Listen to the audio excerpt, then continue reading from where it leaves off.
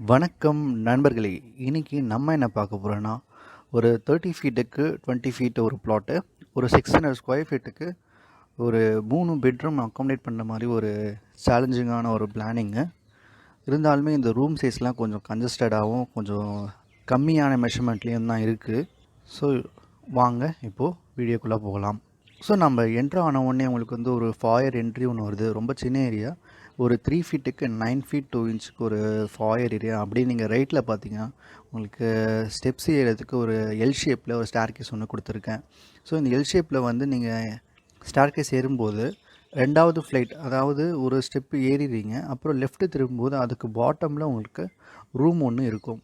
So அதை வந்து நம்ம லெஃப்ட் சைடில் ஒரு ஹேண்ட் ரெயில் மாதிரி போடுவோம் இல்லையா, அதுக்கு பதில் ஃபுல்லாக வால் ஒன்று ரைஸ் பண்ணி விட்டுறோம்.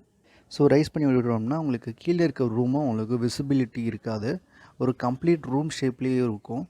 ஸோ அவங்க வந்து கீழேருந்து அவங்க மேலே பார்க்கும்போது ஒரு லாஃப்ட் மாதிரி தான் அவங்களுக்கு விசிபிலிட்டி இருக்கும்.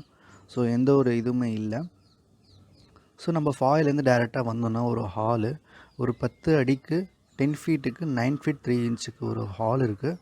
நம்ம ஃபர்னிச்சர் ப்ளேஸ் பண்ணுறதுல கொஞ்சம் ப்ரைவசி கண்ட்ரோல் பண்ண முடியும். ஸோ டிவி வந்து டுவர்ட்ஸ் அந்த பிளாங்க் வாலில் வந்து நம்ம ப்ளேஸ் பண்ணோம்னா, பிளாங்க் வாலில் 2 சைடு நமக்கு பிளாங்க் வால் இருக்குது. 2 சைடில் எந்த சைடில் வேணால் நம்ம ப்ளேஸ் பண்ணி கொஞ்சம் ப்ரைவசியை கண்ட்ரோல் பண்ண முடியும். ஸோ இந்த ஹாலில் வந்து உங்களுக்கு கிட்டத்தட்ட ஒரு 4 to 3 சீட்டர் வந்து அக்காமடேட் பண்ணுற மாதிரி ஒரு ஸ்பேஸ் இருக்குது. ஒரு கிச்சனில் வந்து ஒரு கிச்சன் பக்கத்தில் ஒரு டைனிங் டேபிளும் நம்ம வந்து அக்காமடேட் பண்ண முடியும். ஒரு 2 சீட்டரோ 3 சீட்டரோ ஒரு அக்காமடேட் பண்ண முடியும்.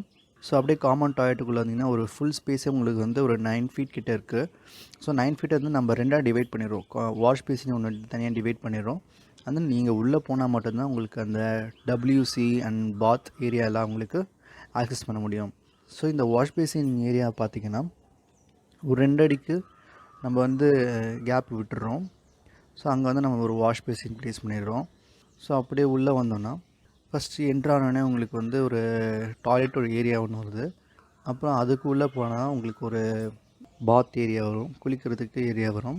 ஸோ நெக்ஸ்ட் நம்ம இப்போ கிச்சனுக்கு வந்தோன்னா, கிச்சன் அதே மாதிரி ஒரு 7 ஃபீட் பை 6 ஃபீட் 6 இன்ச்சுக்கு ஒரு கிச்சன் இருக்குது. ஈஸ்ட் ஃபேஸிங்கில் நம்ம டிசைன் பண்ணியிருக்கோம்.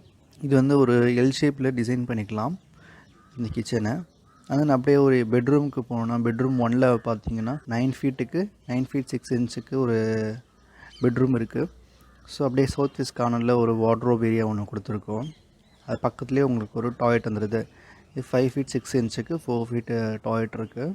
ஸோ இந்த டாய்லெட்டில் வந்து எனக்கு வாஷ் பேசின் வந்து அக்காமடேட் பண்ண முடியாது. ஒரே ஒரு டபிள்யூசி ஒன்று கொடுத்துட்டு அதுக்கப்புறம் பாத் ஒன்று கொடுக்கலாம்.